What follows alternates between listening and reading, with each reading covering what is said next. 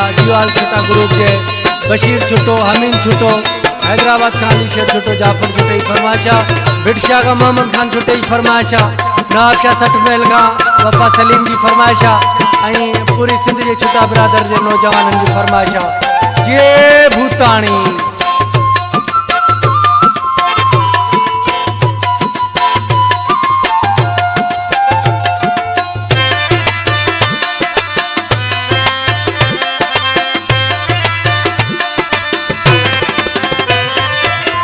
वनी हिन दौर में भी गोल तुशी हन जा ठिकाना वनी हिन दौर में भी गोल तू मर्दन जा ठिकाना खुशी जित सिंध बलोचित ता छुटा थई रूह हजाराना खुशी जित सिंध बलोचित ता छुटा थई रूह हजाराना वनी हिन दौर में भी गोल तू मर्दन जा ठिकाना वनी हिन दौर में भी गोल तुशी हन जा ठिकाना खुशी जित सिंध बलोचित ता छुटा थई रूह हजाराना खुशी जित सिंध बलोचित ता छुटा थई रूह हजाराना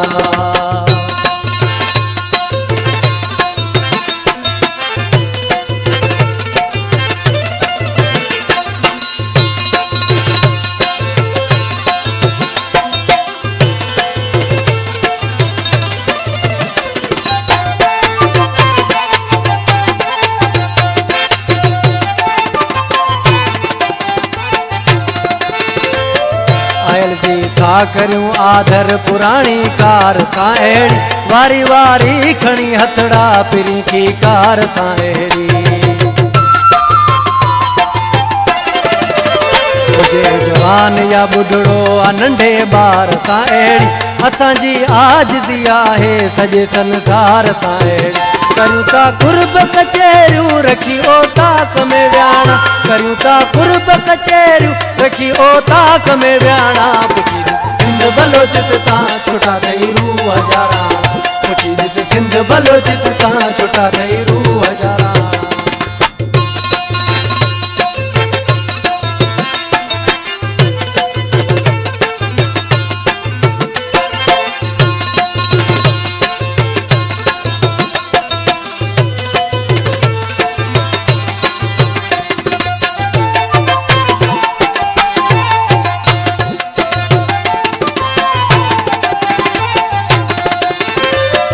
छुटा कर हद जी हिफाजत भी करण जान था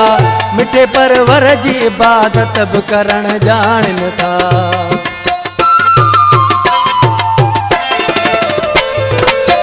पिंज हीणन जी कफालत भी करण जान था जिन जा सरदार अदालत भी करण जान था न सठा थी न संदा थी कदे मलून जमाना न सठा थी न संदा थी कदे मलून जमाना खुशी जित सिंध बलोचित ता छुटा थई रूह हजाराना खुशी जित सिंध बलोचित ता छुटा थई रूह हजाराना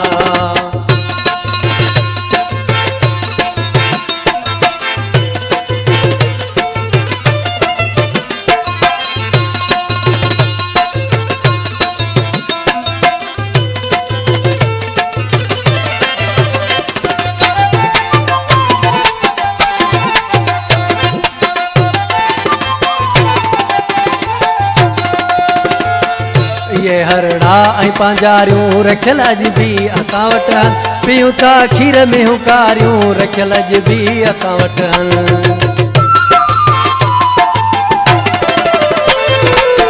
ऐं शाही शौक़ सवारियूं रखियल अॼु बि असां वटि पनीअ में पोख में सारियूं रखियल अॼु बि असां वटि अली गुल प्यार जी ॿोली सेखारे विया जा बाण अली गुल प्यार जी ॿोली सेखारे विया जा बाणा